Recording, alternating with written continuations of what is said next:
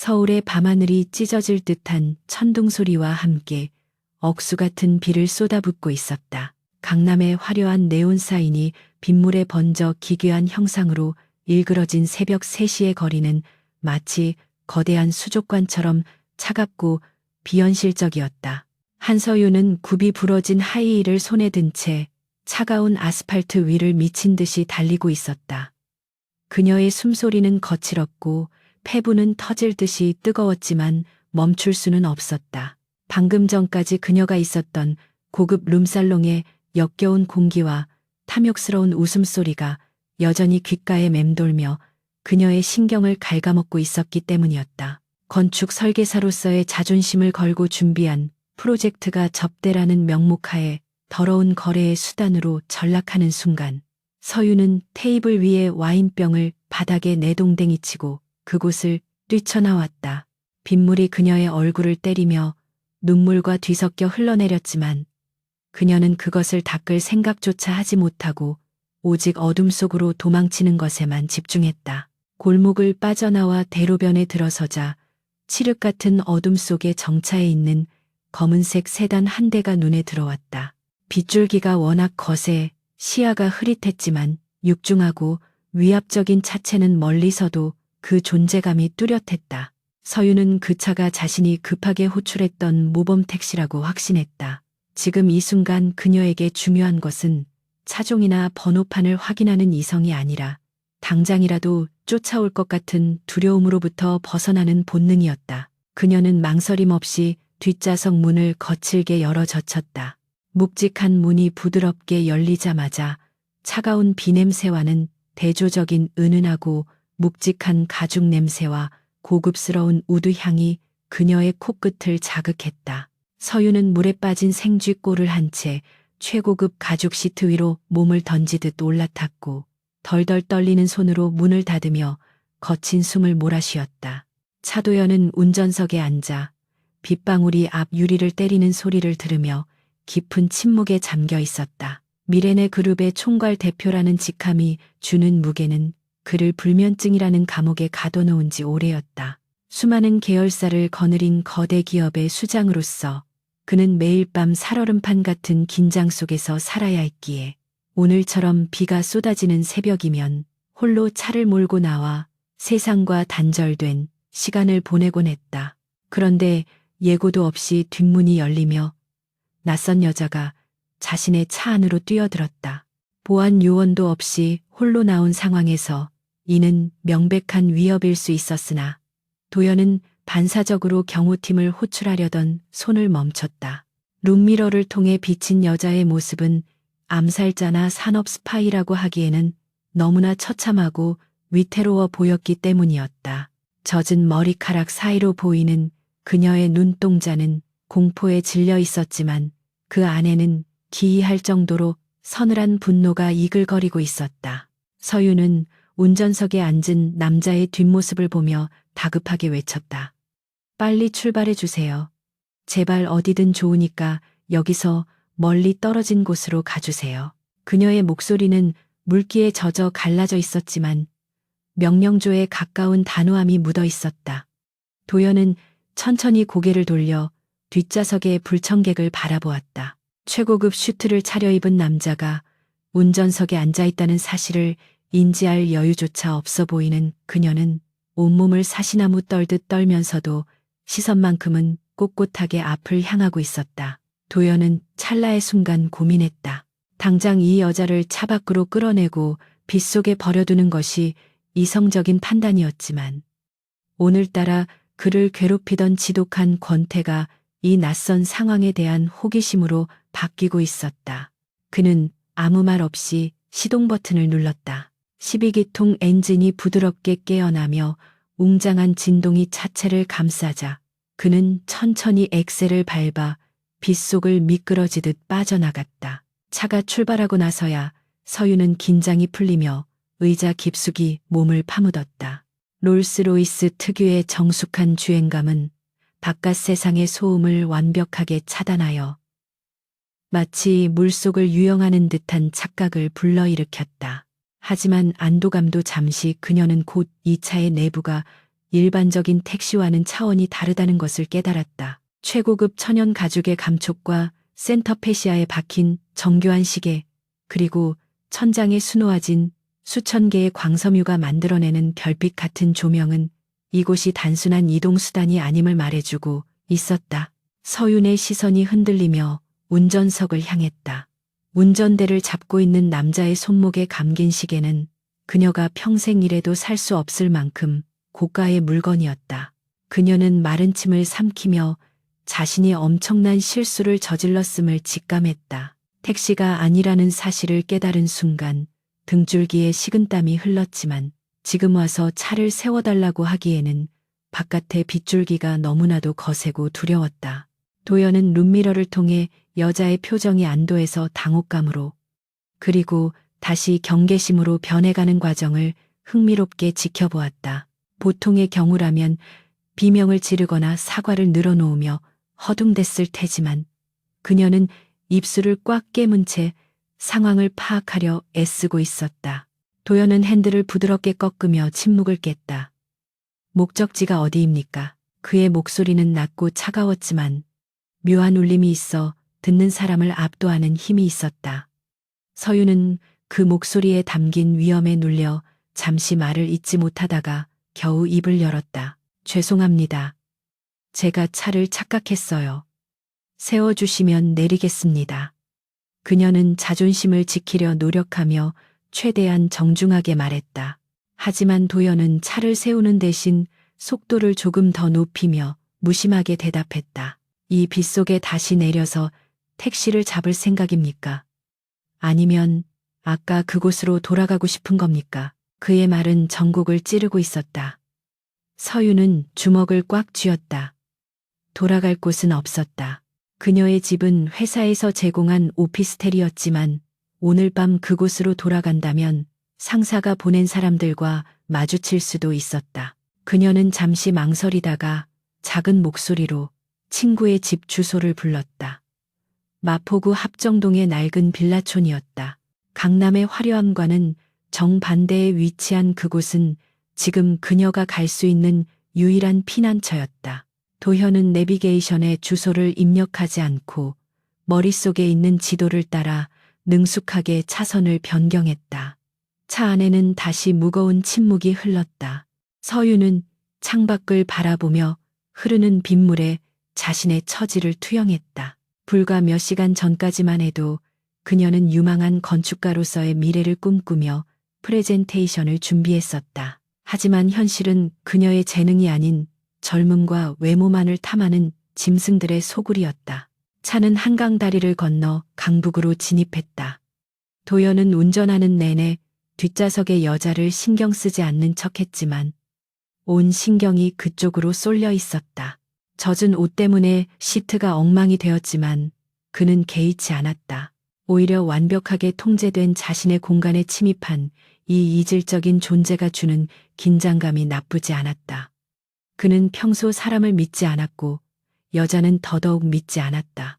그의 주변에는 언제나 배경과 재력을 보고 접근하는 여자들 뿐이었으니까. 하지만 이 여자는 달랐다. 그녀는 그가 누구인지도 모르는 상태에서 그의 차에 탔고 그가 부자라는 것을 눈치챘음에도 불구하고 어떠한 아양도 떨지 않았다. 오히려 그녀는 자신의 비참한 모습을 들킨 것에 대해 수치심을 느끼고 있는 듯했다. 도연은 그녀의 젖은 어깨가 미세하게 떨리는 것을 보며 히터를 조금 더 강하게 틀었다. 목적지에 가까워질수록 길은 좁고 어두워졌다. 합정동의 가파른 언덕길을 오르며 도연의 차는 주변 풍경과 극명한 이질감을 자아냈다. 낡은 가로등이 깜빡거리는 골목길 어귀에 도착하자 서윤은 황급히 내릴 준비를 했다. 그녀는 지갑을 열어 젖은 지폐 몇 장을 꺼내려 했으나 도연의 차가운 목소리가 그녀를 제지했다. 돈은 필요 없습니다. 택시 영업을 하는 게 아니니까요. 서윤은 멈칫하며 그의 뒷모습을 바라보았다. 빚지는 것은 싫습니다. 계좌 번호라도 알려주세요. 세탁비라도 드려야 마음이 편할 것 같아요. 그녀의 고집스러운 대답에 도연은 픽하고 짧은 웃음을 터뜨렸다. 그가 웃었다는 사실에 스스로도 놀랐지만 그는 표정을 감추며 말했다. 롤스로이스 가죽 시트 세탁비를 감당할 수 있겠습니까? 그냥 가세요. 서윤은 롤스로이스라는 단어에 숨이 턱 막혔다. 자신이 진흙투성이 신발로 밟고 있는 바닥 매트와 빗물에 젖은 시트가 수천만 원을 호가한다는 사실이 현실로 다가왔다. 그녀는 얼굴이 화끈거리는 것을 느끼며 더 이상 고집을 피우지 못하고 고개를 숙였다. 감사합니다. 이 은혜는 잊지 않겠습니다. 그녀는 도망치듯 차문을 열고 밖으로 나갔다. 비는 여전히 세차게 내리고 있었지만 차 안에 온기가 남아있어 아까보다는 덜 춥게 느껴졌다. 서윤은 낡은 빌라 현관으로 뛰어가며 뒤를 돌아보지 않으려 애썼다. 하지만 그녀가 건물 안으로 사라질 때까지 그 검은색 차는 자리를 떠나지 않고 가로등 아래 묵묵히 서 있었다. 마치 그녀가 안전하게 들어가는 것을 확인하려는 듯한 그 모습에 서윤의 가슴 한구석에서 알 수 없는 감정이 피어올랐다. 도연은 여자가 건물 안으로 완전히 사라지고 현관의 센서 등이 꺼지는 것을 확인한 후에야 기어를 변속했다. 텅 빈 뒷좌석에는 그녀가 남기고 간 빗물 자국과 알 수 없는 옅은 향기가 남아 있었다. 평소 같았으면 당장 비서실에 연락해 실내 세차를 지시했을 테지만 그는 어쩐지 그러고 싶지 않았다. 그는 핸들을 잡은 손에 힘을 주며 엑셀을 밟았다. 오늘 밤은 왠지 불면증 없이 잠들 수 있을 것 같은 예감이 들었다. 이름도 모르는 여자와의 짧은 동행이 그의 단조롭고 회색빛이었던 일상에 작은 균열을 낸 것이다. 그는 백미러로 멀어지는 빌라를 한 번 더 응시한 뒤 어둠 속으로 차를 몰았다. 이것이 끝이 아니라 시작일 것 같다는 강한 예감이 그의 뇌리를 스치고 지나갔다. 다음 날 아침 서윤은 지끈거리는 머리를 부여잡고 친구의 좁은 방에서 눈을 떴다. 창밖으로 들어오는 햇살이 어젯밤의 일이 꿈이 아니었음을 상기시켜 주었다. 젖은 옷은 대충 말라 있었지만 구겨진 정장은 그녀의 현재 상황을 대변하는 듯했다. 그녀는 휴대폰을 확인했다. 부재중 전화 수십 통과 해고를 통보하는 문자가 와 있었다. 예상했던 일이었지만 막상 눈으로 확인하니 씁쓸함이 밀려왔다. 하지만 좌절하고 있을 시간은 없었다. 그녀에게는 아직 갚아야 할 학자금 대출과 병원에 계신 어머니의 병원비가 남아 있었다. 서윤은 입술을 깨물며 자리에서 일어났다. 다행히 오늘 오후에는 국내 굴지의 대기업인 미래네 건설의 경력직 채용 면접이 잡혀 있었다. 어젯밤의 악몽을 지우고 새로운 기회를 잡기 위해 그녀는 친구의 옷장에서 단정한 정장을 빌려 입고 거울 앞에 섰다. 거울 속에 비친 서윤의 눈빛은 어젯밤보다 훨씬 더 단단해져 있었다. 더 이상 물러설 곳이 없는 사람만이 가질 수 있는 도끼와 결의가 서려 있었다. 그녀는 화장을 고치며 스스로에게 다짐했다. 실력으로 증명해 보이겠다고. 더 이상 외모나 배경 때문에 무시당하거나 이용당하지 않고 오로지 건축가로서의 능력으로 인정받는 곳으로 가겠다고. 그녀는 서류 가방을 챙겨 들고 집을 나섰다. 맑게 갠 하늘은 어젯밤의 폭우를 모른 척하고 있었지만 서윤의 기억 속에는 그 검은 차 안에서의 안도감이 선명하게 남아 있었다. 얼굴조차 제대로 보지 못한 그 남자의 배려가 없었다면 그녀는 오늘 이 자리에 설 수 없었을지도 몰랐다. 누군지 모를 그에게 마음속으로 다시 한번 감사를 표하며 그녀는 미래네 그룹 본사가 있는 여의도로 향했다. 미래네 그룹 본사 빌딩은 하늘을 찌를 듯 웅장하게 솟아 있었다. 통유리로 된 외벽은 햇빛을 받아 눈부시게 빛나고 있었고 로비는 바쁘게 움직이는 엘리트 직장인들로 가득 찼다. 서윤은 압도적인 분위기에 잠시 주눅이 들 뻔했으나 곧 어깨를 펴고 안내 데스크로 향했다. 면접 대기실에는 이미 쟁쟁한 스펙을 가진 지원자들이 긴장한 표정으로 앉아 있었다. 서윤은 구석진 자리에 앉아 자신이 준비한 포트폴리오를 다시 한번 점검했다. 그녀의 설계안은 실용적이면서도 독창적이었지만 전 직장에서 상사에게 아이디어를 뺏길 뻔한 적이 한두 번이 아니었기에 이번만큼은 자신의 이름으로 온전히 평가받고 싶었다. 시간이 흐르고 드디어 그녀의 이름이 호명되었다.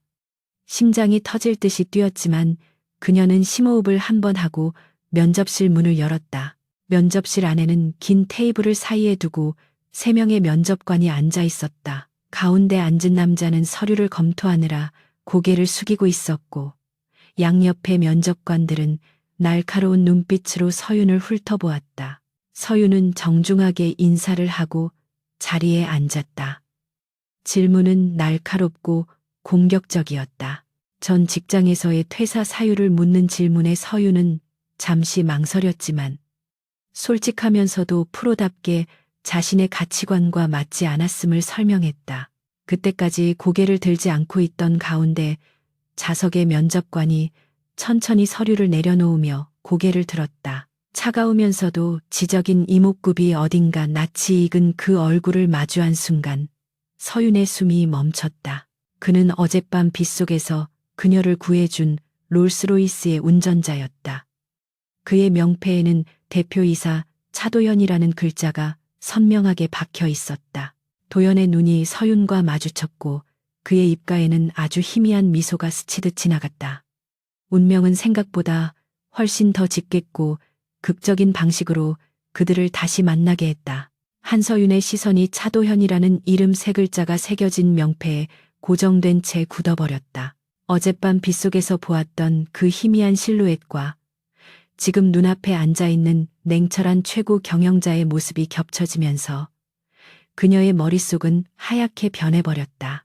자신이 감히 롤스로이스 뒷좌석에 흙탕물을 묻히며 택시 기사 취급했던 사람이 바로 대한민국 재계 서열 5위 안에 드는 미레네 그룹의 총수였다는 사실은 단순한 당혹감을 넘어 공포에 가까운 충격이었다. 도연은 턱을 괴고 흥미롭다는 눈빛으로 서윤의 반응을 관찰하고 있었다. 그의 눈빛에는 어젯밤에 옮기는 온데간데 없고 오직 먹잇감을 탐색하는 맹수의 서늘함만이 남아 있었다. 면접장 안의 공기는 무겁게 가라앉았고 옆에 앉은 면접관들은 대표이사가 직접 지원자를 주시하는 이례적인 상황에 긴장하며 숨을 죽였다. 서윤은 떨리는 손을 무릎 위에서 꽉 쥐며 흐트러진 멘탈을 부여잡으려 필사적으로 노력했다. 도연은 서윤의 이력서를 천천히 넘기며 침묵을 깼다. 한서윤 씨의 포트폴리오는 매우 이상적이군요. 하지만 기업은 자선 단체가 아닙니다. 수익성이 보장되지 않는 예술 작품을 짓는 곳이 아니란 말입니다. 그의 지적은 날카로웠고 정확하게 서윤의 약점을 파고들었다. 어젯밤의 인연 따위는 안중에도 없다는 듯 그는 철저하게 비즈니스적인 태도로 그녀를 몰아붙였다. 서윤은 그가 자신을 테스트하고 있다는 것을 직감했다. 여기서 주눅이 들어 물러선다면 어젯밤의 무례한 승객으로 기억될 뿐 건축가로서의 자질은 영영 증명하지 못할 것이었다. 그녀는 심호흡을 한 번 하고 고개를 들어 도연의 눈을 똑바로 응시했다. 대표님의 말씀대로 건축은 수익을 창출해야 합니다. 하지만 그 수익은 단순히 공간을 쪼개어 파는 것에서 나오는 것이 아니라 그 공간을 사용하는 사람들의 만족도와 지속 가능성에서 나온다고 생각합니다. 서윤의 당당한 반박에 면접관들 사이에서 작은 술렁임이 일었다. 감히 회장님의 말씀에 토를 다는 지원자는 지금껏 없었기 때문이었다. 하지만 도연의 입가에는 미세한 미소가 다시 한번 스쳤다. 그는 의자 등받이에 몸을 기대며 조금 더 심도 있는 질문을 던졌다. 그렇다면 한서윤 씨는 상사가 부실한 자재를 사용하여 원가를 절감하라고 지시한다면 어떻게 하겠습니까? 회사의 이익을 위해 타협하겠습니까? 아니면 자신의 신념을 지키기 위해 회사를 떠나겠습니까? 이것은 단순한 압박 질문이 아니라 어젯밤 서윤이 술집을 뛰쳐나온 이유와 직결된 본질적인 물음이었다.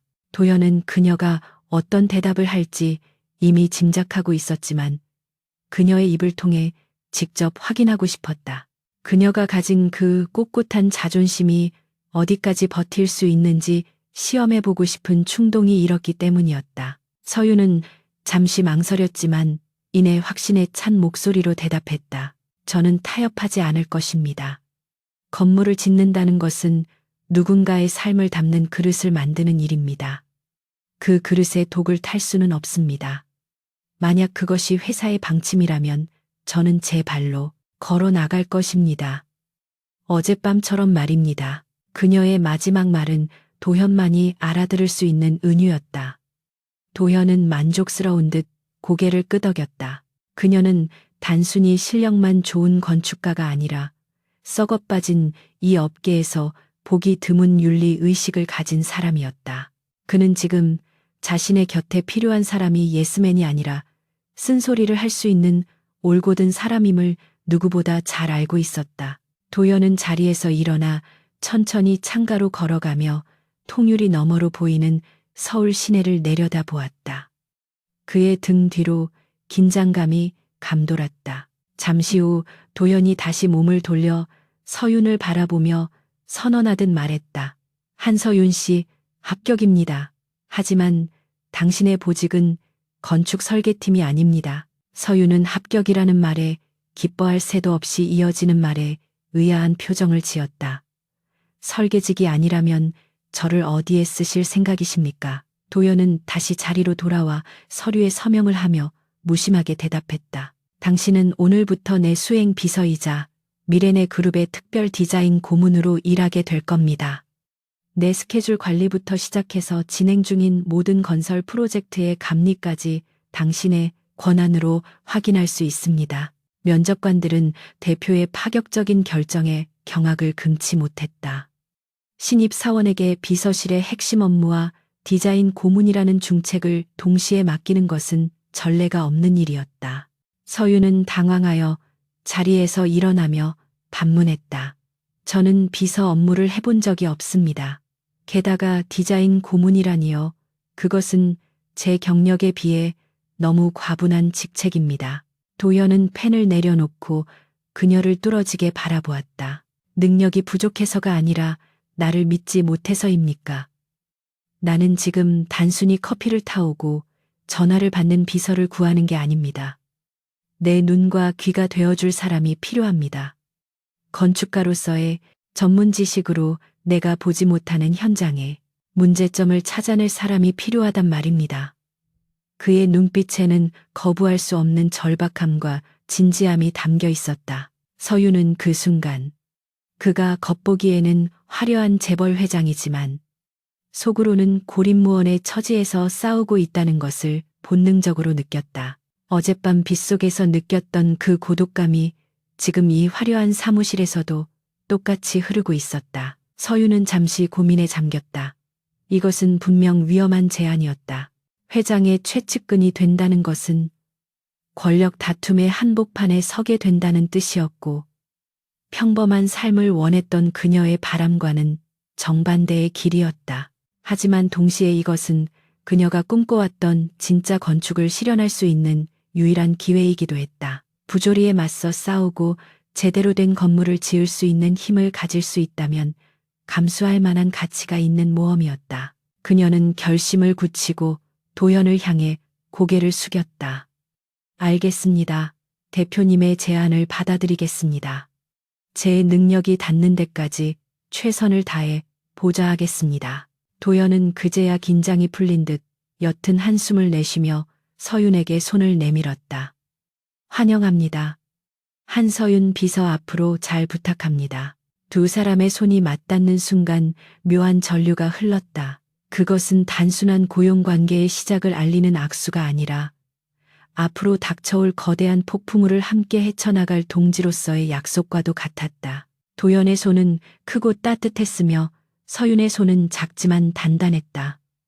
면접이 끝나고 서윤이 인사팀의 안내를 받기 위해 밖으로 나가자 도연은 다시 의자에 깊숙이 몸을 묻었다. 책상 위에 놓인 서윤의 이력서 사진 속 그녀는 맑게 웃고 있었지만 지금 방금 나간 그녀의 뒷모습은 전장에 나가는 장수처럼 비장했다. 도연은 인터폰을 눌러 비서실장에게 지시했다. 한서윤 비서의 자리를 내 집무실 바로 앞이 아니라 안쪽으로 배치하세요. 그리고 그녀에 대한 신원 조회는 보안 등급 최상위로 설정해서 아무도 열람하지 못하게 막으십시오. 그날 오후 서유는 인사팀에서 근로계약서를 작성하고 사원증을 발급받았다. 모든 것이 일사천리로 진행되었고 그녀는 마치 꿈을 꾸는 듯한 기분으로 50층에 위치한 회장 부속실로 안내되었다. 그곳은 일반 직원들은 출입조차 불가능한 통제구역이었고 삭막할 정도로 조용했다. 그녀의 자리는 도연의 집무실과 바로 연결된 곳에 마련되어 있었고 책상 위에는 최신형 컴퓨터와 함께 산더미 같은 프로젝트 파일들이 놓여 있었다. 서유는 자리에 앉아 창밖을 바라보았다. 발 아래로 펼쳐진 서울의 풍경은 아찔했고 어젯밤 자신이 도망쳤던 그 어두운 골목길은 보이지도 않을 만큼 작게 느껴졌다. 이제 그녀의 인생은 완전히 뒤집혔다. 낯선 롤스로이스에 올라탄 순간부터 운명의 수레바퀴는 멈출 수 없는 속도로 굴러가기 시작했다. 미레네 그룹 본사의 50층은 구름 위에 떠있는 성처럼 고요했지만 그 적막함 속에는 언제 터질지 모르는 시한폭탄과도 같은 긴장감이 감돌고 있었다. 한서윤이 출근한 지 일주일이 지났지만 비서실의 직원들은 그녀를 투명 인간 취급하거나 은밀한 경멸의 시선으로 바라볼 뿐이었다. 명문대 출신의 엘리트들로 구성된 비서실 직원들에게 듣도 보도 못한 중소건축사무소 출신의 여자가 하루아침에 회장의 최측근으로 발탁되었다는 사실은 받아들이기 힘든 모욕이자 호기심의 대상이었다. 탕비실에서 마주칠 때마다 그들의 대화는 뚝 끊겼고 서윤의 등 뒤에서는 낙하산이라는 단어가 심심치 않게 들려왔다. 하지만 서윤은 그들의 유치한 따돌림에 반응하지 않았다. 그녀는 자신에게 주어진 방대한 양의 서류 더미와 씨름하며 미레네 그룹이 진행 중인 모든 건설 프로젝트의 내막을 파악하는데 온 신경을 집중하고 있었다. 그녀의 자리는 화려한 감투가 아니라 전쟁터의 최전선임을 뼈저리게 느끼고 있었기 때문이었다. 비서실장은 서윤에게 의도적으로 중요도가 떨어지거나 이미 종결된 과거의 프로젝트 파일들을 넘겨주며 그녀의 시간을 낭비하게 만들려 했다. 그는 부회장 강석훈의 신복으로 회장인 차도연의 일거수일투족을 감시하고 보고하는 스파이 역할을 하고 있었다. 서윤은 비서실장이 건넨 서류들이 겉보기에는 완벽하게 정리된 것처럼 보이지만 실제로는 알맹이가 빠진 껍데기라는 것을 금세 알아차렸다. 그녀는 밤을 새워가며 회사의 메인 서버에 접속할 수 있는 권한을 이용해 실제 공사 현장의 일지와 자재 구매 내역을 대조하기 시작했다. 건축가로서의 전문 지식은 회계 장부의 숫자 뒤에 숨겨진 물리적인 모순을 찾아내는데 결정적인 무기가 되었다. 며칠간의 밤샘 작업 끝에 그녀의 눈은 피로로 충혈되었지만 모니터 속의 데이터들이 가리키는 하나의 패턴을 발견했을 때 그녀의 정신은 그 어느 때보다 맑게 깨어났다. 서윤이 발견한 것은 미레네 그룹이 야심차게 추진 중인 남해안의 럭셔리 리조트 오로라 힐스 건설 현장에서의 미세한 자재 변경 내역이었다. 설계 도면상에는 최고 등급의 내진 설계용 철근과 특수 콘크리트가 명시되어 있었지만 실제 납품 업체로부터 들어온 송장에는 교묘하게 한 단계 낮은 등급의 자재 코드가 적혀 있었다. 일반적인 회계 감사나 경영진의 눈에는 단순히 비용 절감을 위한 합리적인 선택이나 단순한 오기처럼 보일 수 있는 부분이었다. 하지만 현장에서 잔뼈가 굵은 서윤의 눈에는 그것이 명백한 횡령의 증거이자 건물의 안전을 담보로 한 살인 행위로 비쳤다. 그 차액은 개별 자재로 보면 미미했지만 리조트 전체 규모로 환산했을 때 수백억 원에 달하는 거대한 비자금이 조성될 수 있는 규모였다. 서윤은 떨리는 손으로 마우스를 클릭하며 증거 자료들을 하나하나 캡처하고 별도의 보안 폴더에 저장했다. 이것은 단순한 부실 공사가 아니라 누군가가 조직적으로 주도한 범죄였다. 밤 11시가 넘은 시각, 도연의 집무실 문틈으로 새어나오는 불빛은 여전히 꺼질 줄을 몰랐다. 서윤은 심호흡을 한 번 하고 결제판을 가슴에 품은 채 집무실 문을 두드렸다. 들어오라는 짧고 낮은 음성이 들리자 그녀는 조심스럽게 문을 열고 들어갔다.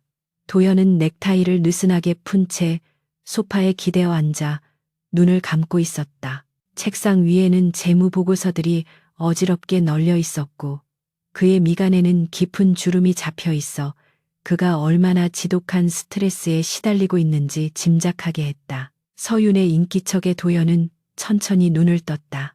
퇴근하지 않고 아직 있었습니까? 그의 목소리에는 피로가 묻어 있었지만 서윤을 바라보는 눈빛만은 날카롭게 살아 있었다. 서윤은 묵묵히 다가가 테이블 위에 자신이 정리한 태블릿 PC를 올려놓았다. 대표님께 보여드릴 것이 있어 늦었습니다. 단순한 보고서가 아니라 회사의 존망이 걸린 문제입니다. 도연은 서윤의 비장한 태도에 자세를 고쳐 앉으며 태블릿을 집어들었다. 화면에는 서윤이 붉은색으로 표시해둔 설계 도면과 자재 발주서의 비교 분석표가 떠 있었다. 도연은 처음에는 의아한 표정으로 화면을 훑어보았지만 페이지를 넘길수록 그의 표정은 점점 차갑게 굳어갔다. 건축에 대한 전문 지식이 부족한 경영자라도 숫자와 코드가 맞지 않는다는 사실과 그로 인해 발생한 차액이 어디로 흘러갔는지 추적한 도표를 이해하는 데는 어려움이 없었다. 서윤은 침착한 목소리로 설명을 덧붙였다. 구조적인 안전에 치명적인 영향을 줄 수 있는 부분들만 교묘하게 등급을 낮췄습니다. 이것은 실수가 아니라 명백한 고의입니다. 이 자재들은 모두 강석훈 부회장의 처조카가 운영하는 유령 회사를 통해 납품되었습니다.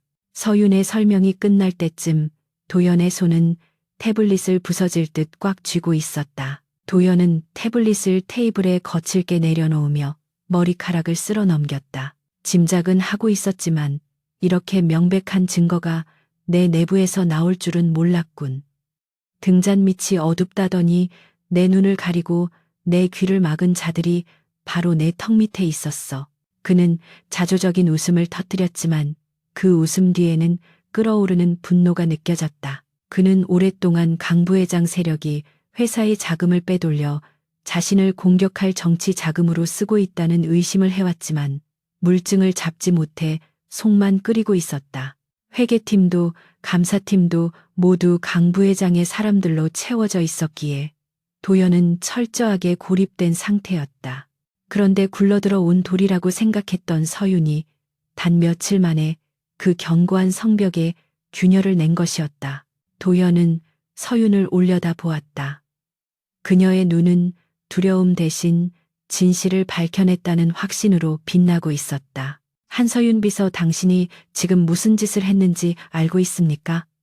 이 문건이 공개되는 순간 당신은 단순히 회사에서 잘리는 것으로 끝나지 않을 겁니다. 강 부회장은 자신의 앞길을 막는 사람을 가만히 두는 위인이 아닙니다. 도연의 경고는 진심이었다. 그는 자신을 돕기 위해 위험을 무릅쓴 이 여자가 다치는 것을 원치 않았다. 하지만 서윤은 조금도 물러서지 않았다. 알고 있습니다. 하지만 저는 건축가입니다. 제 이름이 들어간 프로젝트가 아니더라도 제가 몸담은 회사가 사람들의 생명을 담보로 장난질을 치는 것을 보고만 있을 수는 없습니다. 그리고 저는 이미 대표님의 차에 탔을 때부터 되돌아갈 수 없는 길을 왔다고 생각합니다. 그녀의 단호한 대답에 도연은 잠시 말을 잃었다. 그녀는 그가 생각했던 것보다 훨씬 더 강하고 올곧은 사람이었다. 그때 집무실에 인터폰이 울렸다. 늦은 시각에 울리는 인터폰 소리는 불길한 징조처럼 고요한 사무실을 뒤흔들었다. 도연이 버튼을 누르자 비서실장의 목소리가 들려왔다. 회장님, 강석훈 부회장님께서 긴급 보고를 위해 올라오셨습니다. 지금 바로 들어가시겠다고 하십니다. 도연과 서윤은 동시에 서로를 바라보았다. 타이밍이 너무나 절묘했다. 아마도 서윤이 서버에 접속해서 자료를 조회한 기록이 보안팀을 통해 강 부회장 측에 넘어간 것이 분명했다. 도연은 서윤에게 눈짓으로 옆에 있는 비밀 휴게실로 들어가라고 지시했다. 서윤은 태블릿을 챙겨 재빨리 책장 뒤에 숨겨진 문으로 몸을 숨겼다. 문이 닫히자마자 집무실의 육중한 문이 열리고 강석훈 부회장이 수행원들을 대동하고 거만하게 들어왔다. 강석훈은 60이 넘은 나이에도 불구하고 건장한 체격과 기름진 미소를 유지하고 있는 노련한 사냥꾼 같은 인물이었다. 그는 도연이 앉아있는 소파 맞은편에 허락도 없이 털썩 주저앉으며 뻔뻔한 얼굴로 입을 열었다. 늦은 시간까지 고생이 많으십니다. 조카님, 아니, 회장님. 요즘 새로 들인 비서가 주제도 모르고 회사의 기밀 문서를 뒤지고 다닌다는 소문이 들려서 걱정되어 와봤습니다. 강석훈의 말은 명백한 협박이었다. 그는 이미 서윤의 행동을 파악하고 있었고 도현을 압박하기 위해 직접 행차한 것이었다. 도현은 표정 하나 바꾸지 않고 차가운 미소를 지으며 응수했다. 부회장님께서 일개비서의 업무 내용까지 세세하게 신경 쓰시는 줄은 몰랐습니다. 기밀 문서라니요. 그저 업무 파악을 위해 지난 자료들을 검토하라고 제가 지시했을 뿐입니다. 강석훈의 눈이 매섭게 빛났다. 그는 테이블 위에 놓인 식어버린 찻잔을 바라보며 비릿하게 웃었다. 업무 파악이라니 다행이군요. 하지만 쥐새끼 한 마리가 쌀독을 휘젓고 다니면 쌀 전체가 썩는 법입니다. 회장님께서 너무 젊으셔서 사람 보는 눈이 아직 부족하신 것 같아 높아심에 드리는 말씀입니다. 쓸모없는 것은 빨리 쳐내야 나중에 탈이 없습니다. 강석훈은 자리에서 일어나 도연의 어깨를 툭툭 치며 위압적으로 내려다 보았다. 오로라 힐스 프로젝트는 우리 그룹의 수건 사업입니다. 사소한 잡음으로 대사를 그르치지 않기를 바랍니다. 그는 자신의 경고를 확실히 전달했다고 믿고 유유히 집무실을 빠져나갔다. 문이 닫히고 강석훈의 발소리가 완전히 사라질 때까지 도연은 주먹을 꽉 쥔 채 분노를 사겨야 했다. 서윤이 숨어있던 휴게실에서 조용히 걸어 나왔다. 그녀는 방금 벌어진 일촉즉발의 대화 내용을 모두 들었다. 강석훈의 뻔뻔함과 도연을 향한 노골적인 무시는 그녀가 상상했던 것 이상이었다. 도연은 창가로 걸어가 어두운 서울의 야경을 바라보며 낮은 목소리로 말했다. 들었습니까? 저들이 바로 우리가 상대해야 할 적들입니다. 그들은 법 위에 군림하고 있으며 죄의식 따위는 버린 지 오래입니다. 한 비서 지금이라도 그만두고 싶다면 말리지 않겠습니다. 당신의 안전을 위해 해외로 나갈 수 있도록 지원해 줄 수도 있습니다. 그것은 도연이 그녀에게 베풀 수 있는 마지막 배려였다. 그는 자신 때문에 무고한 사람이 다치는 것을 더 이상 보고 싶지 않았다. 하지만 서윤은 도연의 등 뒤로 다가와 단호하게 고개를 저었다. 아니요, 저는 도망치지 않습니다. 아까 말씀드리지 않았습니까? 건물의 기초가 썩어 있는데 그 위에 아무리 화려한 장식을 올려봤자 무너지는 것은 시간 문제입니다. 저는 건축가로서 이 무너져가는 집을 고쳐야겠습니다. 그리고 대표님은 혼자가 아닙니다. 서윤의 말은 어둠 속에 갇혀있던 도연의 마음에 작은 등불을 켰다. 혼자가 아니라는 말, 그 평범한 말이 이토록 가슴 사무치게 다가올 줄은 몰랐다. 도연은 천천히 몸을 돌려 서윤을 마주 보았다. 그녀의 눈빛은 흔들림이 없었고 그 안에는 도연을 향한 깊은 신뢰와 연민이 담겨 있었다. 도연은 책상 서랍 깊숙한 곳에서 특수 제작된 USB 하나를 꺼내 서윤에게 건넸다. 이것은 제가 지난 5년간 모아온 강 부회장의 비자금 관련 자료의 조각들입니다. 하지만 결정적인 연결고리가 없어서 무용지물이었죠. 당신이 찾아낸 자재 비리 증거가 그 마지막 퍼즐 조각이 될 것 같습니다. 도연은 이제 서윤을 단순한 비서가 아닌 자신의 운명을 건 파트너로 인정하고 있었다. 서윤은 USB를 받아들며 그 무게감을 느꼈다. 그것은 단순한 저장 장치가 아니라 미레네 그룹의 미래와 두 사람의 목숨이 달린 폭탄의 뇌관이었다. 두 사람 사이에는 말하지 않아도 통하는 전우애 같은 것이 싹트고 있었다. 그날 밤 두 사람은 새벽이 밝아올 때까지 머리를 맞대고 반격의 시나리오를 짰다. 서윤은 건축학적인 지식을 동원해 강 부회장이 빼돌린 자금의 흐름을 역추적했고 도연은 경영진의 권한을 이용해 강 부회장의 수족들을 하나씩 묶어둘 덫을 설계했다.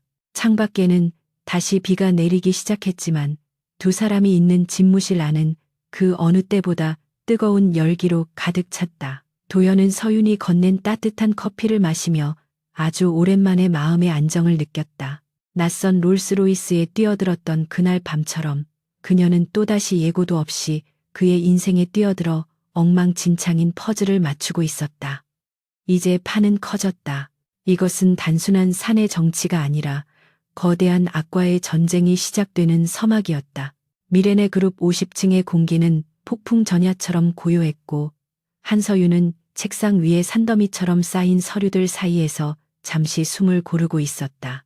그녀가 발견한 자재 비리 증거들은 이제 막 정리 단계에 들어갔고 차도연과의 비밀스러운 공조는 순조롭게 진행되는 듯 보였다. 하지만 그 평화는 예고도 없이 들이닥친 감사팀 직원들에 의해 산산조각이 났다. 검은 양복을 입은 사내들이 거칠게 사무실 문을 열고 들어와 서윤의 자리를 포위했다. 그들은 영장이나 설명도 없이 서윤의 노트북과 개인 소지품을 압수하기 시작했고 당황한 서윤이 항의할 틈도 주지 않고 그녀의 가방을 뒤집어 엎었다. 바닥으로 쏟아진 소지품들 사이에서 낯선 USB 메모리 하나가 툭 하고 떨어졌다. 감사팀장은 마치 기다렸다는 듯 그 메모리를 집어들고 서윤의 얼굴 앞에 들이밀며 비릿한 미소를 지었다. 경쟁사인 태산건설로 넘기려던 설계 도면과 입찰 정보가 여기 들어있다는 제보를 받았습니다. 한서윤 씨, 당신을 산업 스파이 및 업무상 배임 혐의로 감사실로 연행합니다. 감사팀장의 목소리는 사무실 전체에 쩌렁쩌렁 울려 퍼졌고 소란을 듣고 몰려든 직원들은 경악에 찬 눈으로 서윤을 바라보았다. 서윤은 억울함에 입술을 깨물며 소리쳤다. 이건 모함입니다. 저는 그 USB를 본 적도 없습니다. 누군가 제 가방에 몰래 넣은 겁니다. 하지만 그녀의 항변은 이미 죄인 취급을 하는 그들의 차가운 시선 앞에서는 공허한 메아리에 불과했다. 직원들의 수군거림 속에는 낙하산이 결국 사고를 쳤다는 조롱과 비난이 섞여 있었다. 서윤은 양팔을 붙잡힌 채 끌려가며 굳게 닫힌 회장실 문을 바라보았지만 도연은 나타나지 않았다. 지하 감사실의 차가운 철제 의자에 앉아있는 서윤의 앞에는 강석훈 부회장이 거만하게 다리를 꼬고 앉아 있었다. 그는 책상 위에 놓인 USB를 만지작거리며 혀를 찼다. 내가 뭐라 했습니까? 출신이 불분명한 사람을 들이면 탈이 난다고 하지 않았습니까?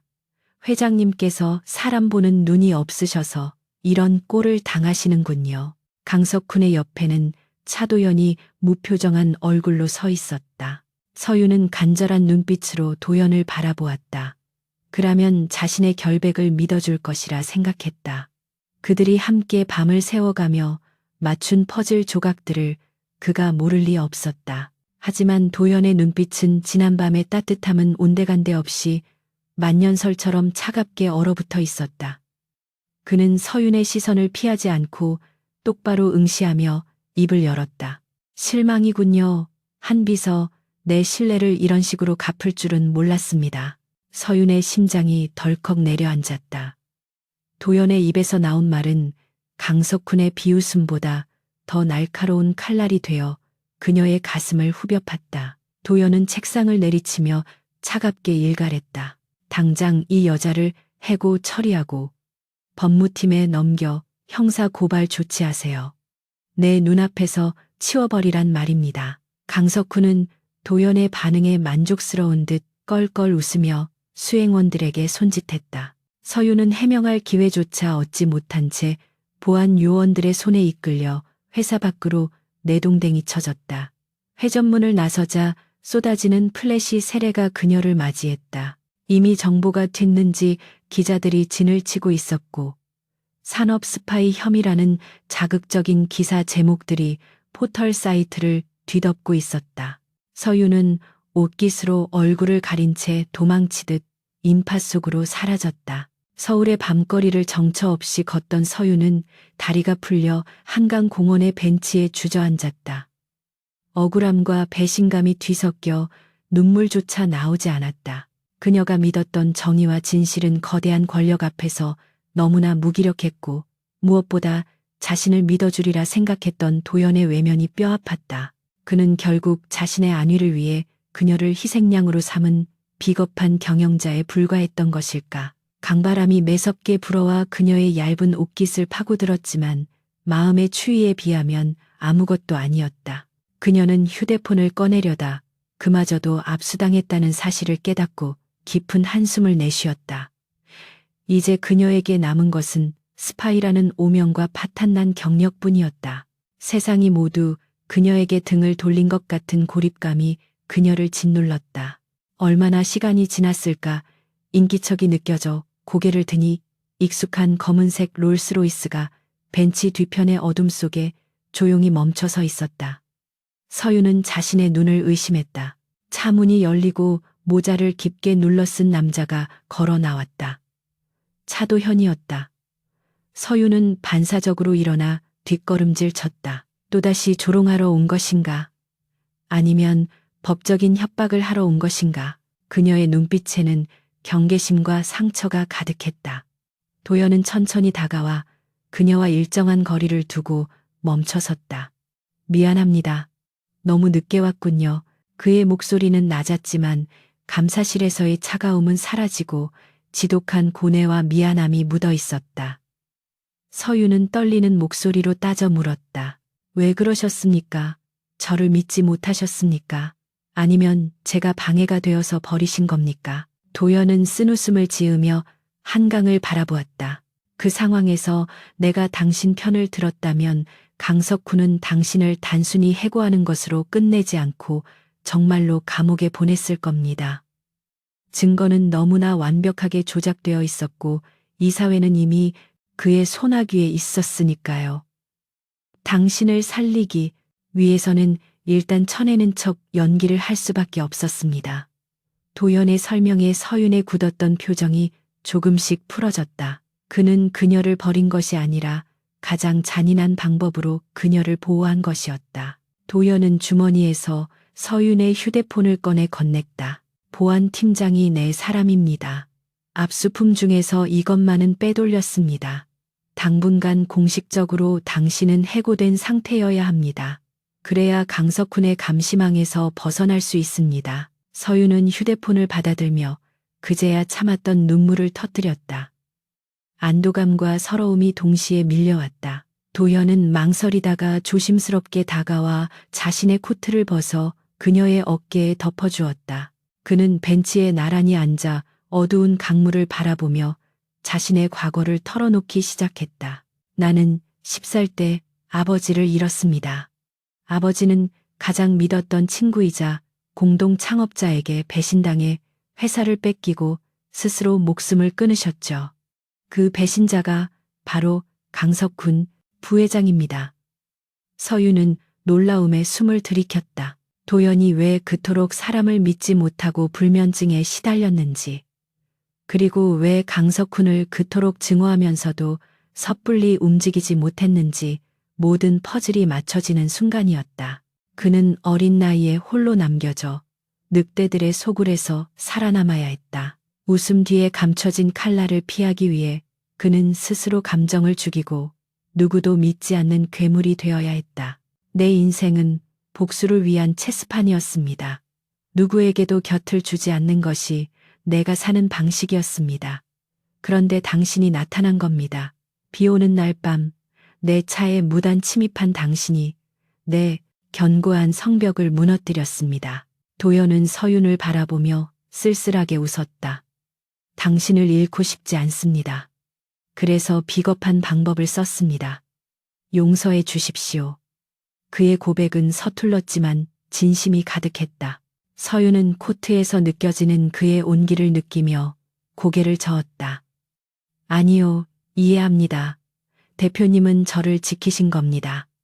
이제 제가 대표님을 지킬 차례입니다. 두 사람 사이에는 말로 표현할 수 없는 깊은 유대감이 형성되었다. 그들은 더 이상 고용주와 고용인의 관계가 아니라 운명을 함께하는 동반자였다. 서유는 눈물을 닦고 결의에 찬 눈빛으로 도연을 바라보았다. 강석훈 부회장은 제가 해고되어 완전히 무너졌다고 생각할 겁니다. 그 방심이 바로 우리의 기회입니다. 저는 이제 회사 내부가 아니라 외부에서 움직이겠습니다. 내부에서는 대표님이 그리고 외부에서는 제가 양동 작전을 펼치는 겁니다. 그녀의 제안에 도연의 눈이 빛났다. 그는 서윤의 영민함과 강인함에 다시 한번 감탄했다. 그녀는 위기를 기회로 바꿀 줄 아는 여자였다. 도연은 고개를 끄덕이며 구체적인 계획을 설명했다. 강석훈의 자금줄인 유령회사의 물류창고가 인천항 근처에 있다는 정보를 입수했습니다. 하지만 그곳은 보안이 철저해서 내 신분으로는 접근할 수가 없습니다. 게다가 회사 사람 누구도 믿을 수 없는 상황입니다. 서윤이 말을 받았다. 해고된 직원인 저라면 의심을 피할 수 있겠군요. 잃을 게 없는 사람은 무엇이든 할 수 있으니까요. 제가 그 창고에 잠입해서 실물 장부를 확보하겠습니다. 전산 데이터는 조작할 수 있어도 종이 장부와 실제 재고는 거짓말을 하지 않으니까요. 그것은 매우 위험한 임무였지만 서윤은 망설이지 않았다. 그녀는 이미 진흙탕 싸움에 발을 들였고 끝을 볼 생각이었다. 도연은 걱정스러운 눈빛으로 그녀를 만류하려 했으나 서윤의 고집을 꺾을 수 없음을 알았다. 대신 그는 자신의 손목에 차고 있던 시계를 풀어 그녀에게 건넸다. 이 시계에는 GPS 추적기와 긴급 호출 버튼이 내장되어 있습니다. 무슨 일이 생기면 바로 버튼을 누르십시오. 내가 세상 끝까지라도 쫓아가서 당신을 구할 테니까. 서윤은 묵직한 시계를 받아 손에 꼭 쥐었다. 그것은 단순한 시계가 아니라 도연의 목숨과도 같은 약속이었다. 밤 공기는 여전히 차가웠지만 두 사람의 마음속에는 뜨거운 불꽃이 타오르고 있었다. 그들은 벤치에서 일어나 각자의 전장으로 돌아갈 준비를 했다. 서윤은 도연의 차를 타지 않고 택시를 잡겠다고 했다. 혹시 모를 미행을 따돌리기 위해서였다. 도연은 아쉬움을 뒤로한 채 그녀의 뒷모습을 지켜보았다. 며칠 전 빗속에서 떨고 있던 연약한 여자는 이제 거대한 악에 맞서 싸우는 전사가 되어 있었다. 도연은 차에 올라타 핸들을 잡았다. 강석훈과 이사들은 승리의 도취에 축배를 들고 있을 것이다. 그들의 오만함이 극에 달했을 때 가장 뼈아픈 일격을 가해주리라 다짐하며 그는 어둠 속으로 차를 몰았다. 서윤 역시 택시 안에서 창밖을 바라보며 주먹을 쥐었다. 그녀의 인생을 뒤집어 놓은 이 싸움에서 반드시 승리하여 자신의 명예와 도연의 회사를 되찾고야 말 것이다. 다음 날 아침 미레네 그룹에는 한서윤 비서가 해고 충격으로 잠적했다는 소문이 돌았다. 강석훈은 쾌재를 부르며 오로라 힐스 프로젝트의 자금 집행을 서둘렀다. 도연은 무기력한 척하며 강석훈의 모든 결제 서류에 서명해 주었다. 적을 안심시키기 위한 철저한 연기였다. 한편 서윤은 남대문 시장에서 작업복과 모자를 구입해 변장을 하고 인천으로 향하는 버스에 몸을 실었다. 그녀의 가방에는 도연이 준 시계와 소형 카메라, 그리고 건축 현장에서 쓰던 공구들이 들어있었다. 낯선 롤스로이스에 올라탄 그날 밤처럼 그녀는 다시 한번 미지의 위험 속으로 스스로 걸어 들어가고 있었다. 하지만 이번에는 혼자가 아니었다. 그녀의 등 뒤에는 그녀를 믿고 기다리는 한 남자가 있었기에 그녀의 발걸음은 거침이 없었다. 인천항의 밤바다에서 불어오는 습한 바람이 비릿한 바다 냄새와 녹슨 철 냄새를 실어 날랐다.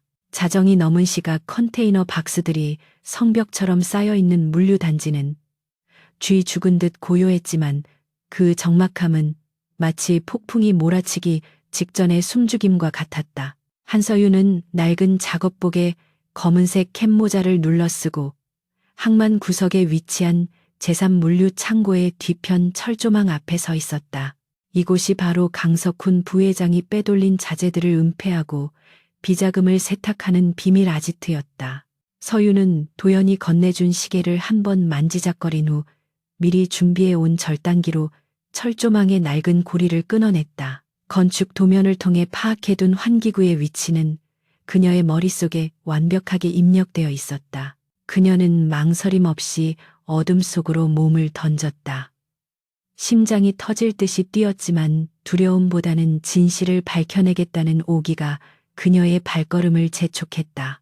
창고 내부는 거대했다.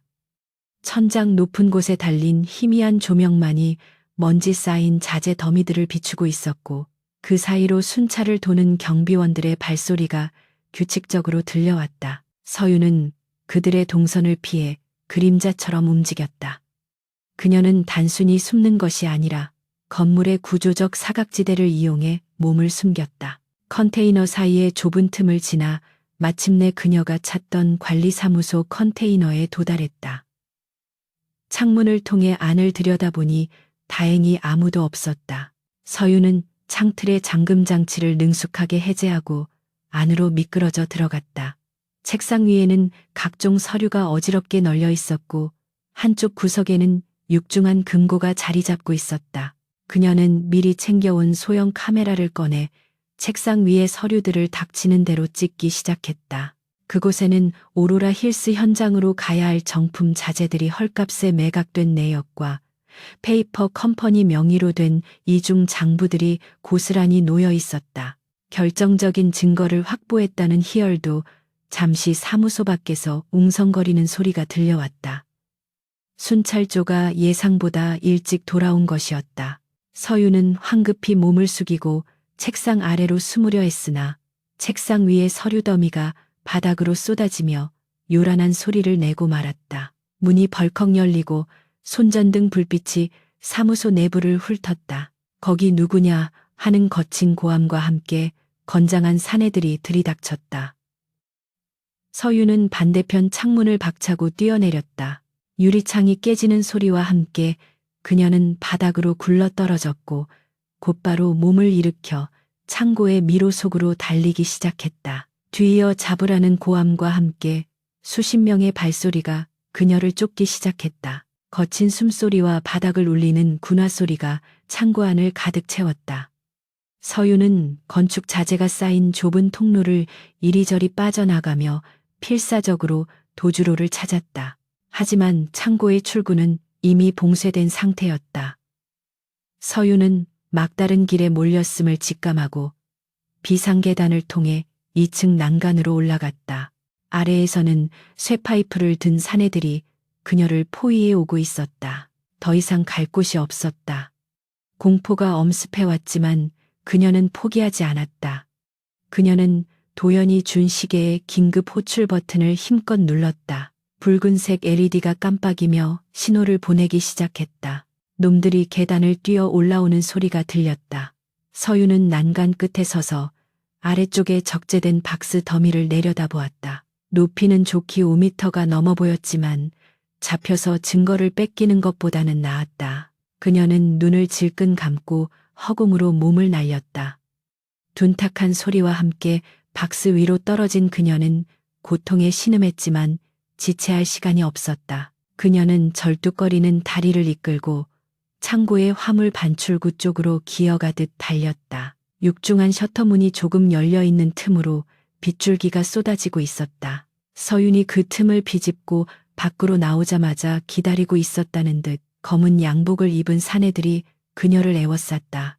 놈들의 우두머리로 보이는 자가 비열한 웃음을 흘리며 다가왔다.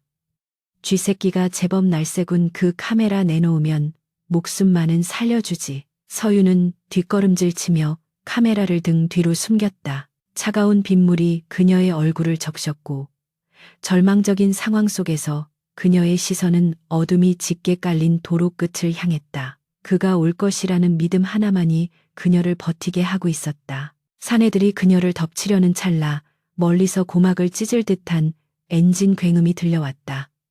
모두의 시선이 소리가 나는 쪽으로 쏠렸다. 칠흑 같은 어둠을 뚫고 두 개의 강렬한 헤드라이트가 맹수처럼 달려들고 있었다. 그것은 거대한 성과도 같은 롤스로이스 팬텀이었다. 도연은 브레이크를 밟는 대신 엑셀을 끝까지 밟아 포위망을 향해 돌진했다. 육중한 차체는 그대로 깡패들이 세워둔 승합차를 들이받으며 굉음을 냈고 그 충격으로 포위망이 순식간에 무너졌다. 사내들이 혼비백산하여 흩어지는 사이 도연은 능숙하게 핸들을 꺾어 차를 서윤의 앞에 멈춰 세웠다.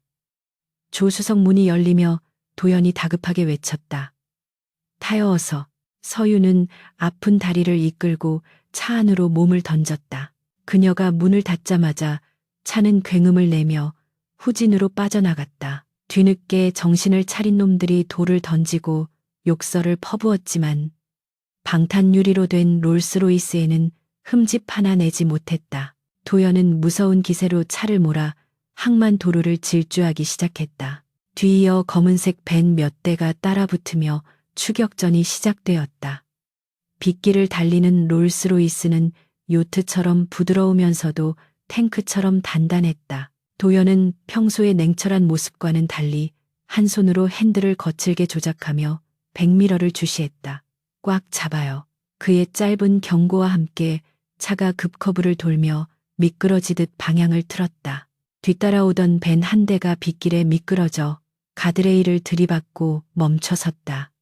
도연은 속도를 줄이지 않고 컨테이너 야적장 사이를 누비며 따돌리기를 시도했다. 그의 운전 실력은 전문 레이서 못지않게 정교하고 과감했다. 서윤은 좌석 손잡이를 꽉 잡은 채 거친 숨을 몰아쉬었다. 창밖으로 스쳐 지나가는 풍경은 비현실적으로 빨랐고 운전석에 앉은 도현의 옆얼굴은 분노와 안도감이 뒤섞여 묘한 긴장감을 자아냈다. 마침내 추격자들을 따돌리고 고속도로에 진입하자 도연은 그제야 속도를 조금 줄였다. 차 안에는 무거운 침묵과 빗소리만이 감돌았다. 도연은 운전대를 잡은 손이 하얗게 질릴 정도로 힘을 주고 있었다. 그는 잠시 후 갓길에 차를 세우고 서윤을 향해 고개를 돌렸다. 그의 눈동자가 흔들리고 있었다. 미쳤습니까? 대체 얼마나 위험한 짓을 한 건지 알기나 합니까? 만약 내가 조금이라도 늦었다면 당신은 도연은 말을 잇지 못하고 거칠게 숨을 내쉬었다.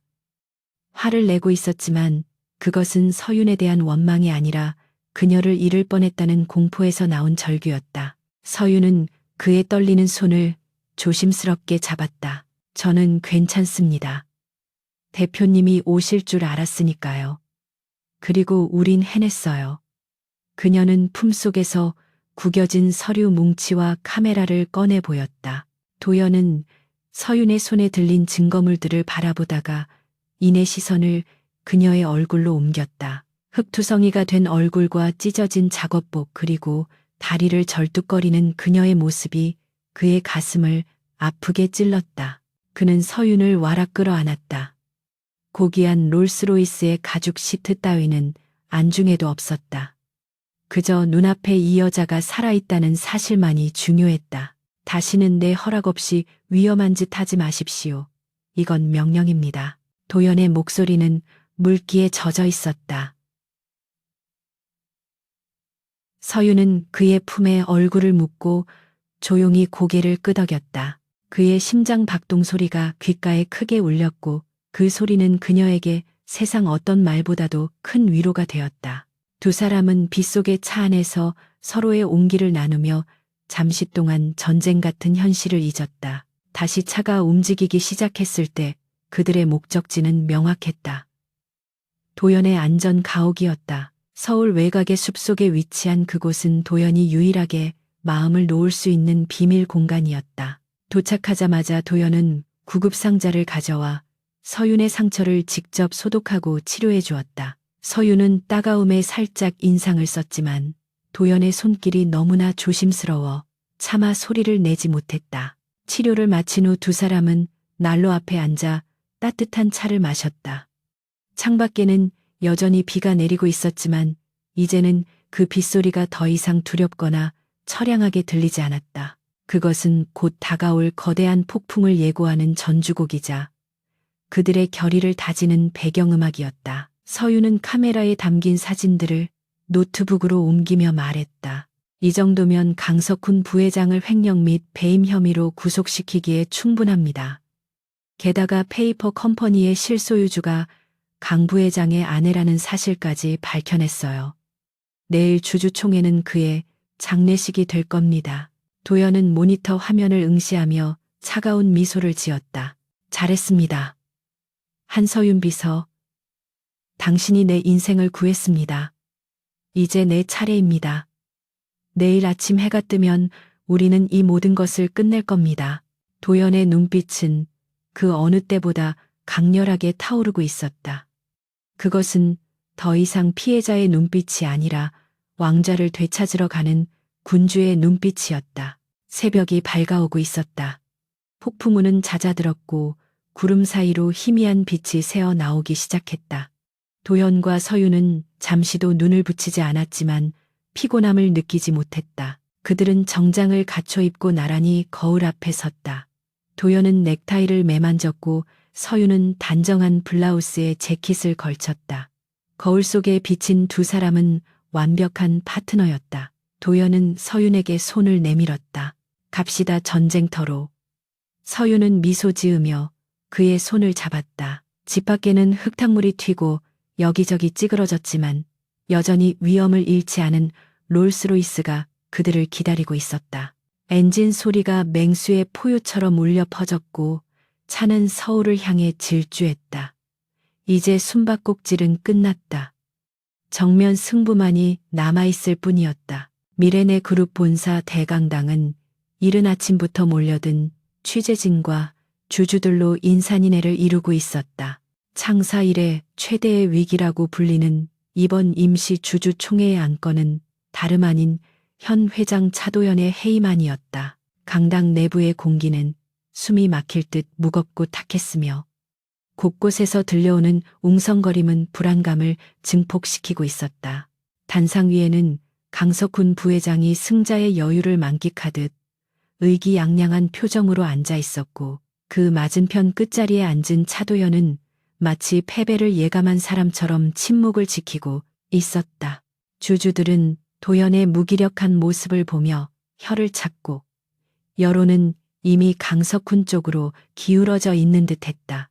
강석훈은 자신의 시나리오대로 모든 것이 완벽하게 흘러가고 있음에 희열을 느끼며 도연을 향해 비릿한 조소를 보냈다. 사회자의 개회 선언과 함께 강석훈이 먼저 마이크를 잡았다. 그는 화려한 언변과 과장된 제스처로 도연의 경영 무능을 성토하기 시작했다. 존경하는 주주 여러분. 지난 며칠간 우리 그룹은 씻을 수 없는 오명을 뒤집었었습니다. 회장이 직접 채용한 비서가 경쟁사의 핵심 기술을 유출하려다 적발된 사건은 단순한 개인의 일탈이 아닙니다. 이는 인사권을 남용한 차도연 회장의 명백한 판단 착오이자 리더십의 부재를 증명하는 것입니다. 강석훈의 목소리는 강당 전체를 쩌렁쩌렁 울리며 주주들의 불안 심리를 자극했다. 그는 미리 준비해둔 조작된 증거 자료들을 스크린에 띄우며 도연을 궁지로 몰아넣었다. 화면에는 한서윤이 감사실로 끌려가는 사진과 그녀가 훔쳤다는 기밀문서 목록이 나열되어 있었다. 강석훈은 감정에 호소하는 연기까지 곁들이며 연설을 이어갔다. 저는 선대 회장님과 함께 이 회사를 일궈온 창업 공신으로서 더 이상 미레네 그룹이 침몰하는 것을 지켜볼 수 없습니다. 오로라 힐스 프로젝트의 성공과 주주 여러분의 이익을 보호하기 위해 읍참마속의 심정으로 차도현 회장의 해임을 건의합니다. 객석에서는 박수와 야유가 동시에 터져나왔다. 강석훈의 측근 심어둔 바람잡이들이 분위기를 선동하며 해임 찬성 구호를 외쳤다. 도연은 여전히 표정 변화 없이 묵묵히 그 광경을 지켜보고 있었다. 그의 침묵이 길어질수록 주주들의 실망감은 커져만 갔고 분위기는 급격하게 강석훈의 동무대로 굳어지는 듯했다. 마침내 질의응답 시간이 되자 도연이 천천히 자리에서 일어났다. 수많은 카메라 플래시가 그에게 집중되었다. 도연은 흐트러짐 없는 자세로 단상 중앙에 섰다.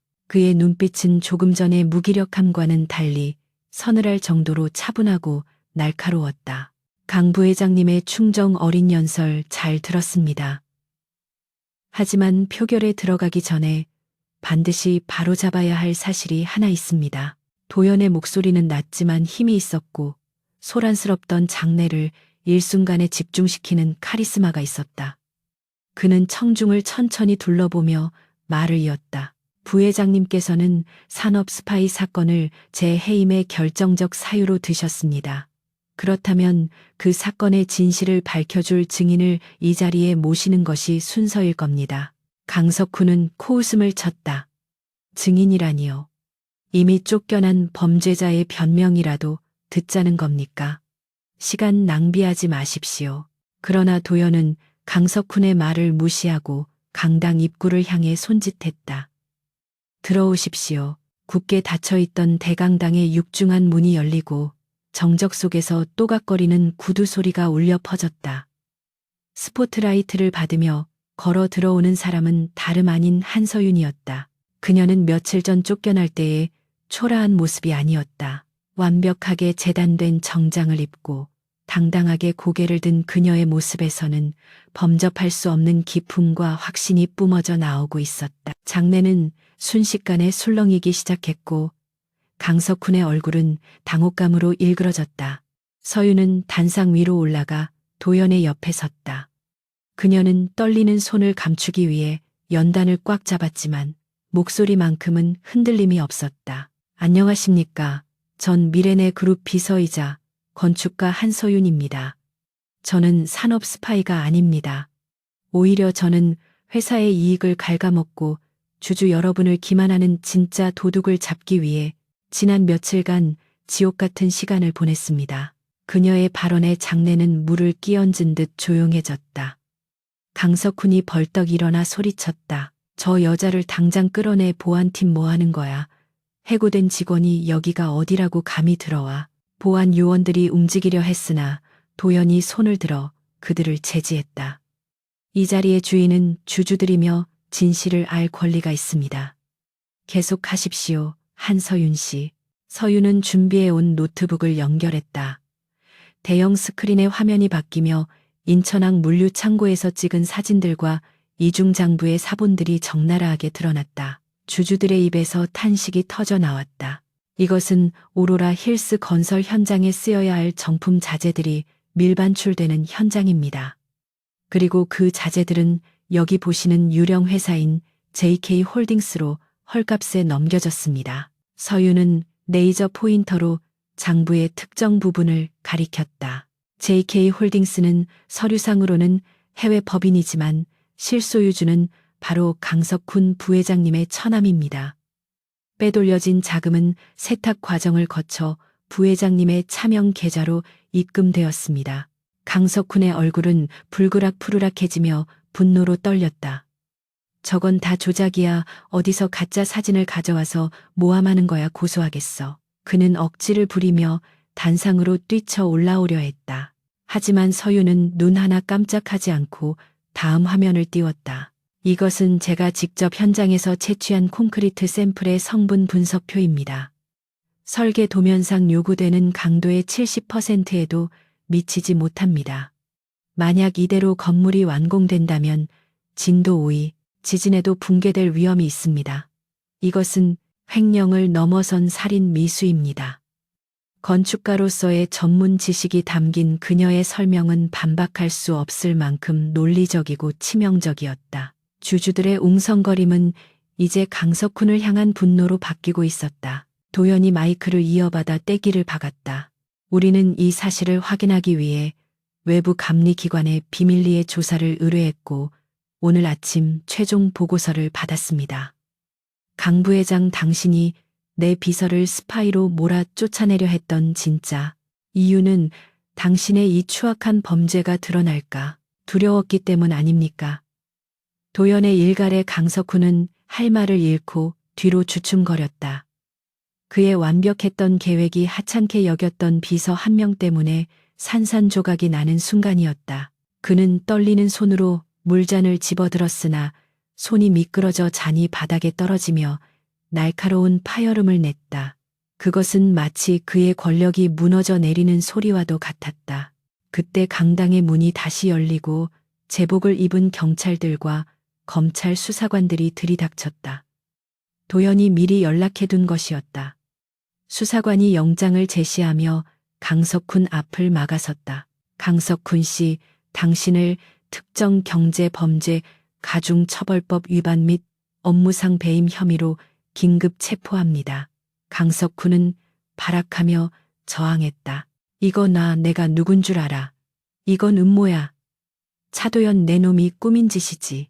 그는 바닥에 질질 끌려나가면서도 도연을 향해 저주를 퍼부었지만 그 모습은 처량하기 짝이 없었다. 강석훈의 측근 임원들은 사색이 되어 고개를 숙였고 그 누구도 나서서 그를 변호하지 못했다. 권력의 비정한 속성이 적나라하게 드러나는 순간이었다. 강석훈이 끌려나가고 난 뒤 강당 안에는 잠시 무거운 침묵이 흘렀다.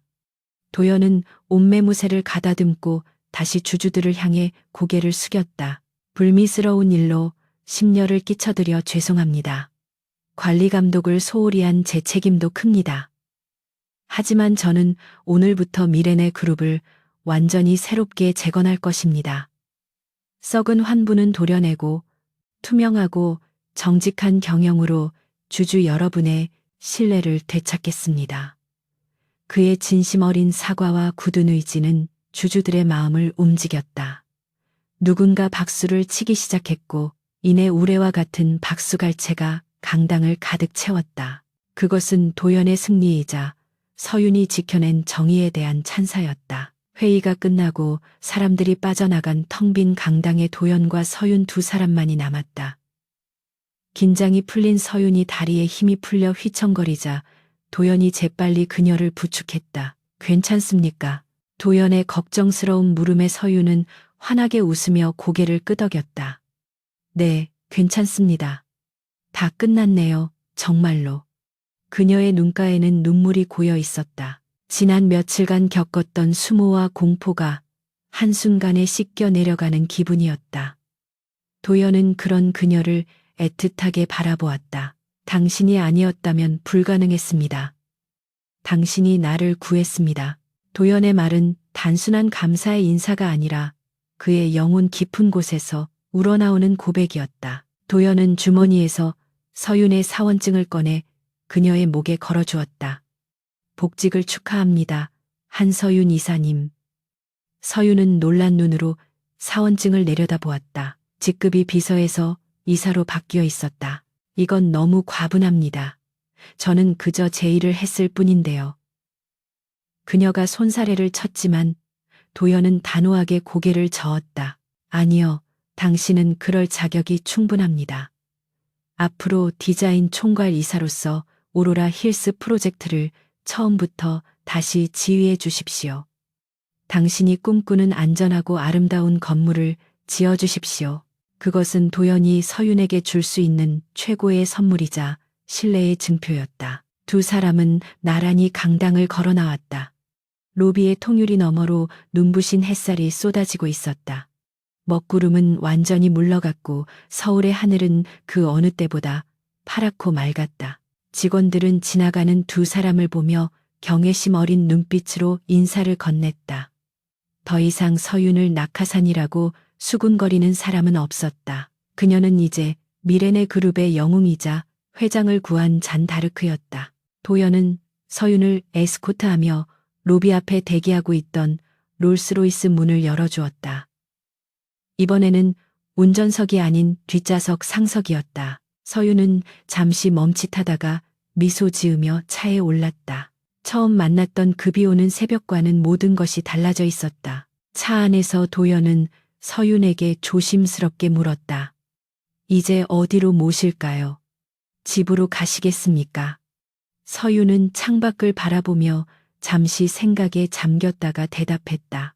아니요, 배가 너무 고파요. 맛있는 거 먹으러 가요. 롤스로이스 타고 떡볶이 먹으러 가도 되나요? 그녀의 엉뚱한 제안에 도연은 소리내어 웃었다. 그의 웃음소리는 그 어느 때보다 편안하고 행복하게 들렸다. 물론입니다. 당신이 원한다면 떡볶이가 아니라 세상 어디라도 갈 수 있습니다. 차는 부드럽게 출발하여 활기찬 서울의 거리로 미끄러져 들어갔다. 하지만 평화로운 순간도 잠시 도연의 휴대폰이 울렸다. 발신자는 구치소에 수감된 강석훈의 변호사였다. 도연은 미간을 찌푸리며 전화를 받았다. 수화기 너머로 들려오는 내용은 충격적이었다. 강석훈이 수감되기 직전 심장마비 증세를 보여 외부 병원으로 긴급 이송되었다는 것이었다. 그리고 이송 도중 구급차가 의문의 사고를 당해 혼란스러운 틈을 타 그가 도주했다는 보고였다. 도연의 표정이 순식간에 굳어졌다. 전화를 끊은 도연은 서윤을 바라보며 심각하게 말했다. 끝난 게 아닙니다. 강석훈이 도망쳤습니다. 서윤의 눈동자가 흔들렸다. 승리의 기쁨을 만끽할 새도 없이 또 다른 그림자가 그들을 향해 들이우고 있었다. 롤스로이스는 속도를 높여 떡볶이집이 아닌 도연의 본가로 방향을 틀었다. 마지막 결전은 아직 끝나지 않았던 것이다. 강석훈의 도주 소식은 승리의 기쁨에 취해 있던 차 안의 공기를 순식간에 살얼음판으로 만들었다. 차도연은 핸들을 꽉 쥐며 백미러를 확인했고 그의 눈빛은 맹수처럼 날카롭게 변해 있었다. 그는 즉시 경로를 변경하여 시내를 벗어나 북악산 자락에 위치한 자신의 개인 저택으로 향했다. 그곳은 일반적인 집이라기보다는 요새에 가까운 보안 시스템을 갖춘 곳으로 현재 상황에서 한서윤을 보호할 수 있는 유일한 장소였다. 서윤은 창밖으로 빠르게 스쳐 지나가는 풍경을 바라보며 불안한 마음을 감추려 애썼다. 그녀는 자신의 손을 꼭 잡고 있는 도연의 손에서 전해지는 미세한 떨림을 느꼈고 그것이 두려움 때문이 아니라 자신을 지키지 못할지도 모른다는 극도의 긴장감 때문임을 직감했다. 그녀는 도연의 손을 맞잡으며 무언의 위로를 건넸다. 도연의 저택은 높은 담장과 숲으로 둘러싸여 있어 외부와 철저히 단절되어 있었다. 육중한 철문이 열리고 롤스로이스가 지하 차고로 미끄러져 들어갔을 때야. 비로소 도연은 안도의 한숨을 내쉬었다. 차고 셔터가 내려가고 주변이 고요해지자 도연은 서윤을 향해 고개를 돌렸다. 이곳은 안전합니다. 보안 시스템이 최고 수준이라 쥐새끼 한 마리도 들어올 수 없습니다. 경찰 병력이 도착할 때까지 여기서 대기합시다. 하지만 그의 말과는 달리 서윤의 가슴 한구석은 여전히 답답했다. 잃을 것이 없는 사람은 무엇이든 할 수 있다는 것을 그녀는 인천항 창고에서 뼈저리게 경험했기 때문이었다. 강석훈은 이미 사회적 지위와 명예를 모두 잃었고 이제 남은 것은 도연과 서윤을 향한 비뚤어진 복수심뿐일 것이었다. 저택 내부는 화려했지만 주인의 성격처럼 차갑고 황량했다. 도연은 서윤을 거실 소파에 앉히고 따뜻한 물을 건넸다. 그는 창가에 서서 블라인드 사이로 밖을 감시하며 보안팀과 계속해서 통화를 했다. 서윤은 그런 도연의 뒷모습을 보며 묘한 감정을 느꼈다. 처음 만났을 때 그는 세상 모든 짐을 혼자 짊어진 듯 고독해 보였지만 지금은 누군가를 지키기 위해 온몸을 던지는 전사처럼 보였다. 그녀는 자리에서 일어나 도연의 뒤로 다가갔다.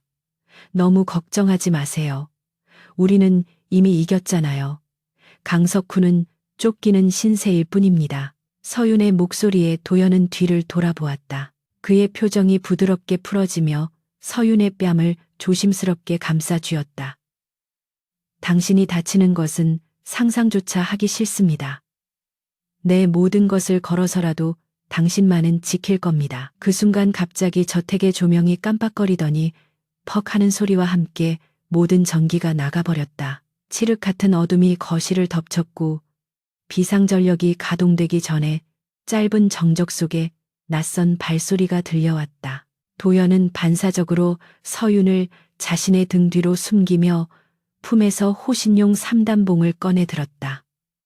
보안 시스템이 해킹당한 것이 분명했다. 내부 구조를 잘 아는 자의 소행이거나 강석훈이 오랫동안 준비해온 비장의 수가 있었던 것이다. 어둠 속에서 거친 숨소리와 함께 섬뜩한 웃음소리가 울려 퍼졌다. 회장님 집에 쥐새끼가 숨어들기 딱 좋은 구조군요. 안 그렇습니까? 강석훈의 목소리였다. 그는 혼자가 아니었다. 창문이 깨지는 소리와 함께 정체불명의 괴한들이 거실로 들이닥쳤다. 도연은 서윤의 손목을 잡고 어둠 속을 달렸다. 거실을 가로질러 주방 쪽의 비상통로로 향하는 것이 목표였다. 괴한들이 그들을 덮쳐왔지만 도연은 놀라울 정도로 침착하게 그들을 제압했다. 그는 서윤을 보호하며 날아오는 주먹을 피하고 정확한 타격으로 상대를 쓰러뜨렸다. 하지만 수적 열쇠는 어쩔 수 없었다. 그들이 비상구 앞에 다다랐을 때 강석훈이 권총을 든 채 그들의 앞을 가로막았다. 그의 얼굴은 광기로 일그러져 있었고 눈은 핏발이 서 있었다. 여기가 끝이다. 차도연 내 놈이 내 모든 것을 앗아갔으니 나도 내 가장 소중한 것을 가져가야 공평하지 않겠나. 강석훈의 총구는 도연이 아닌 서윤을 향하고 있었다. 도연은 서윤의 앞을 온몸으로 막아서며 강석훈을 노려보았다. 비겁하군. 어린애처럼 굴지 말고 총 내려놔. 이미 경찰이 포위하고 있다. 네가 여기서 방아쇠를 당기면 너도 살아서 나갈 수 없어. 도연의 말은 냉철했지만 그의 등은 식은땀으로 젖어 있었다. 강석훈은 비릿하게 웃으며 방아쇠에 손가락을 걸었다. 상관없어. 어차피 끝난 인생 길동무나 하나 데려가는 거지. 그가 방아쇠를 당기려는 찰나 서윤이 기지를 발휘했다.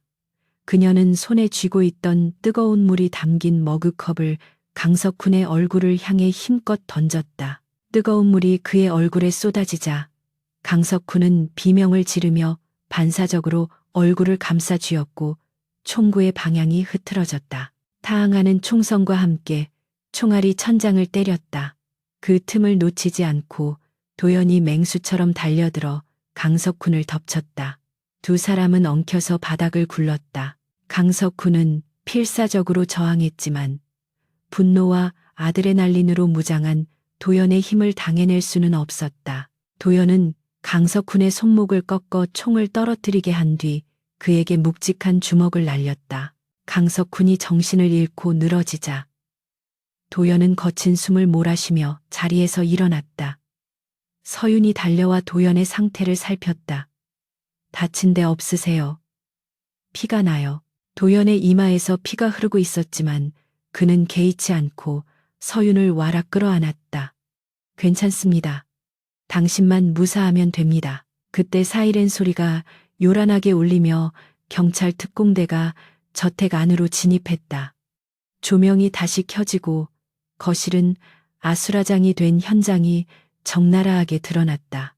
경찰들은 바닥에 쓰러진 괴한들과 강석훈을 체포했다. 강석훈은 수갑이 채워져 끌려나가면서도 끝까지 도연을 노려보며 저주를 퍼부었지만 이제 그에게 귀 기울이는 사람은 아무도 없었다. 도연과 서윤은 서로를 의지하며 그 광경을 지켜보았다. 길고 길었던 싸움이 진짜로 끝나는 순간이었다. 경찰팀장은 도연에게 다가와 격려를 하며 상황이 종료되었음을 알렸다. 도연은 고개를 끄덕이며 서윤의 어깨를 감싸 안고 밖으로 나갔다. 시간은 어느덧 흘러 1년이라는 세월이 지났다. 남해안의 푸른 바다가 내려다 보이는 언덕 위에 웅장하고 아름다운 리조트 오로라 힐스가 완공되었다. 자연을 훼손하지 않고 지형을 그대로 살린 유려한 곡선의 건물은 한서윤의 설계 철학이 고스란히 담긴 걸작이었다. 오늘은 리조트의 그랜드 오픈 행사가 있는 날이었다. 수많은 정재계 인사들과 기자들이 모인 자리에서 서윤은 미레네 그룹의 최연소 전무이자 디자인 총괄 책임자로서 단상에 섰다. 그녀는 더 이상 누군가의 비서도 도망자도 아니었다. 그녀는 자신의 실력으로 세상의 편견을 깨트리고 당당하게 정상에 선 리더였다. 서윤은 마이크를 잡고 감격에 찬 목소리로 인사말을 전했다. 건축은 단순히 건물을 짓는 것이 아니라 사람들의 꿈을 담는 그릇을 만드는 일입니다. 이 건물이 완성되기까지 많은 시련이 있었지만 우리는 원칙을 지키며 정직하게 돌을 쌓았습니다. 이곳이 방문하시는 모든 분들에게 진정한 휴식과 위로가 되기를 바랍니다.